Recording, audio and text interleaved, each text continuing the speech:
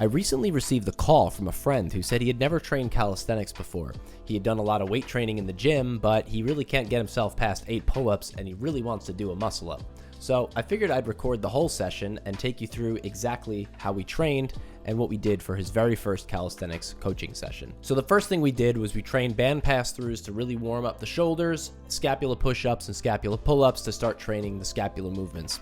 I went through this and I kind of explained exactly why the scapula is so important when it comes to calisthenics, especially protraction when you're trying to get yourself into a planche, and retraction when you're doing things like front levers, back levers, and maintaining overall scapula alignment and posture. So any beginner who's just getting into calisthenics, these are some of the most important principles to understand.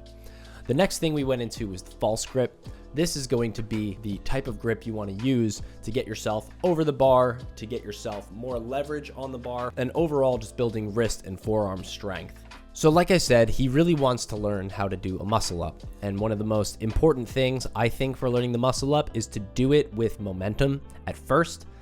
Because doing it strict is nearly impossible for anyone who's never even done it with a kit momentum before. That's how I got my first muscle up. And from there, I was able to transition into a more strict and eventually a fully strict muscle up. So we started with bar hollow body holds, really engaging that core, the lats especially, and the hip flexors, and then transitioning into that arch body, where you can push yourself back into the hollow body and then use that momentum to drive yourself up onto the bar.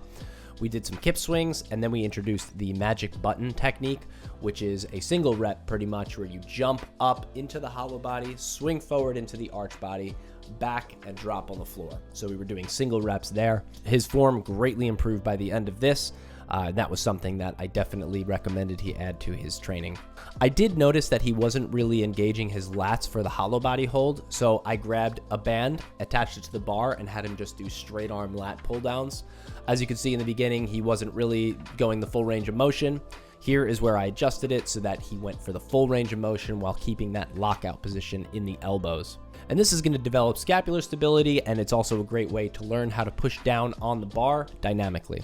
Then we got into the full range muscle up attempts with a band.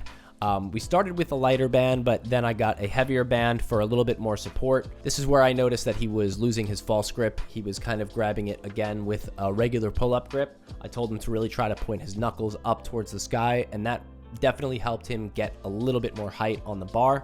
A couple of things I noticed here was he was keeping his legs straight the whole time, and then I cued him to pull his knees a little bit more towards his chest and lean his upper body forward. This really helps to complete that full range of motion. Even if you can just touch your chest to the bar and try to get a little bit over, that's going to help overall. And with each attempt, he definitely improved his positioning and his timing. So now we were done with a lot of the pull motions, I wanted to get into more of the pushing and really the straight arm strength, because this is something that in the beginning of calisthenics you might not really think about too much, but the planche is something that takes the longest to develop because it's not just muscles that you're developing. It's tendons, it's ligaments, and it's joint stress. So the earlier you can train this, the better, in my opinion. So I introduced some straight arm dumbbell holds. He held them out for a pretty long time with the 7.5s. Then I gave him the 15s, and that wasn't so easy. But this is one of the best ways to introduce straight arm strength, and then you can start getting into maybe your tuck planche holds, incline tuck planche holds. Here we're doing some planche leans.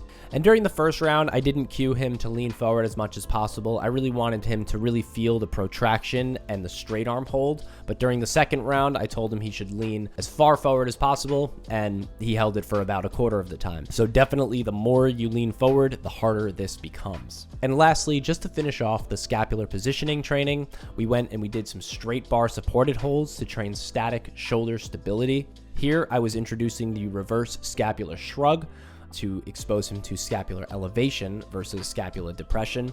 At one point, I told him he should really try to push as hard as he can and elevate that scapula up, and he said it was the highest in his range of motion. So it's definitely something that even as a weight trainer, you're usually training shrugs, but you're not training reverse shrugs. So you're not getting that full depression towards elevation training. And that was pretty much it. We trained all the scapula positions, we trained straight arm strength, we trained some muscle up progressions, and I think this is a really nice introduction for somebody who has a nice foundation of strength who wants to get into calisthenics. So if you're in that same position, I hope this was helpful for you. Thanks for watching, and follow for more.